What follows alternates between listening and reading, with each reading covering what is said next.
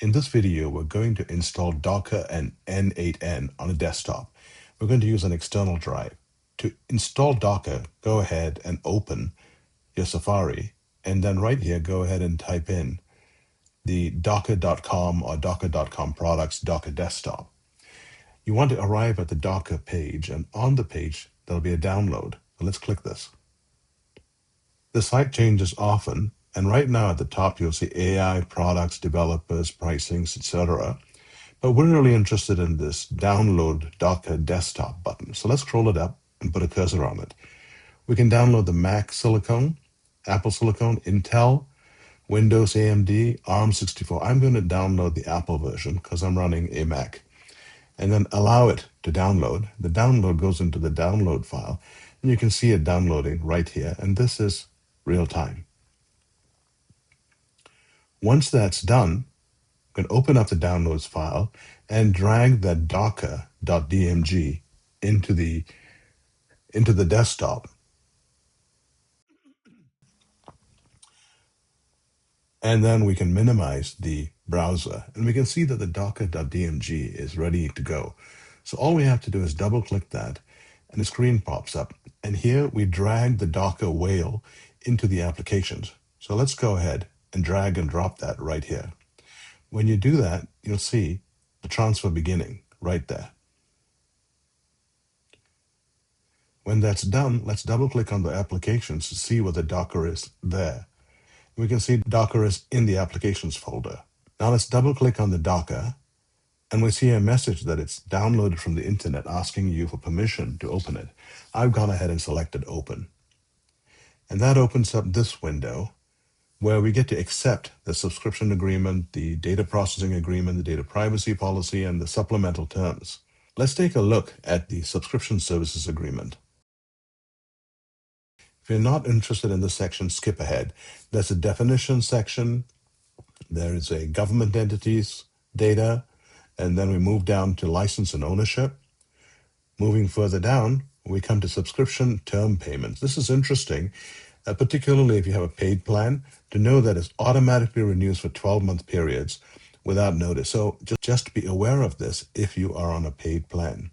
Scrolling further down, we see usernames, customer data, records and audit, etc., all the way down. And then we get to the governing law. Depending on where you're based, the governing law is right here.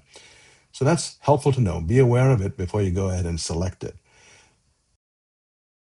There's also a privacy and a supplemental policy. We're not going to look at all those. We're going to go ahead and accept it. I'm going to use the recommended settings, which requires a password. And so I'll just go ahead and click Finish. At that point, a screen pops up where it asks you to enter your username and your password. And you go ahead and enter those. And it says, are you going to allow Docker to find devices on your network? I am, but you need to decide whether that's a good fit for you. Allow.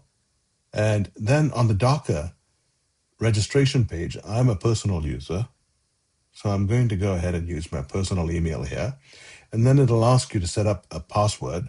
And once you're done with that, it'll pop over to an email sent message. It says, check your email, and it'll give you instructions on how to reset your password. Next, we're going to install n8n on an external drive. Welcome to Mac Mingle. Now remember that both of these installations are free and truly free, and you won't have any cost unless you end up signing for APIs that cost money. So open the terminal window, and we need to make a directory on that external drive. My external drive is called Sabrent External. So the command is make directory /volume Sabrent External /n8n_data. And then when I ls it or list it, I don't see the file there because I'm in the main directory. Now let's switch over to the external directory by going cd volume Sabrent External, and we can see the n8n_data file is there. When you list it, there's nothing in there, which makes sense. We've just created the file. There's no content. Now we want to create a file, and that file is called docker-compose. So touch docker-compose.yml creates the file. Next, we want to edit that file. So go ahead and type in open -e or -e docker-compose.yml, and that opens up a window where you can enter data to create this file. Now go ahead and enter this data here. This data is included below. This is a sample. You may want to customize it. At the top, it tells you where to get the image, what the container name is, and what port will be accessing this n8n.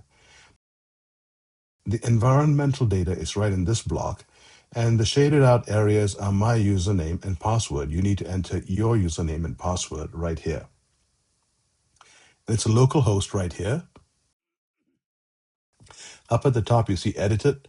So now we press Command plus S, and that saves it. Now we close it by either pressing that red X or go to File and Close. So now that's closed the file. It's been saved. It's been created and saved and closed.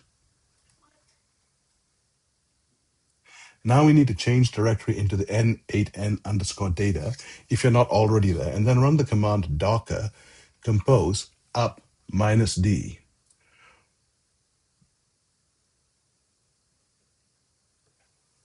And that begins the creation and installation of n8n. We're going to wait till a message pops up saying started. That'll tell you that it's all set up and started.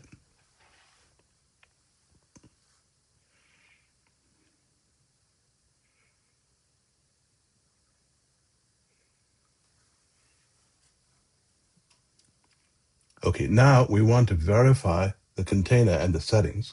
So we type docker ps, and we can see that we're using the name n8n. That means your container's right there and it's been set up. Next, we want to go ahead and run it. So type docker exec that -it n8n envelope grep. After the n8n, we need to have that little underscore. There's a typo here, so let's go ahead and change that to n8n and then the underscore there. And when we go ahead and press enter, we see what's in the environment file. Once again, I've blanked out the password and the user ID right here. And you can see all the data is displayed. Now go to Safari or your browser and type in http://127.0.0.1:5678. And there you are at the n8n window.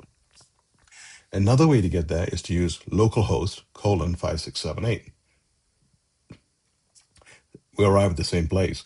Now you do need to set up your account on n8n. So to begin with, enter your email and then your first name, your last name, and password. And when you're ready, go ahead and click Next. We've entered the password and saved the password.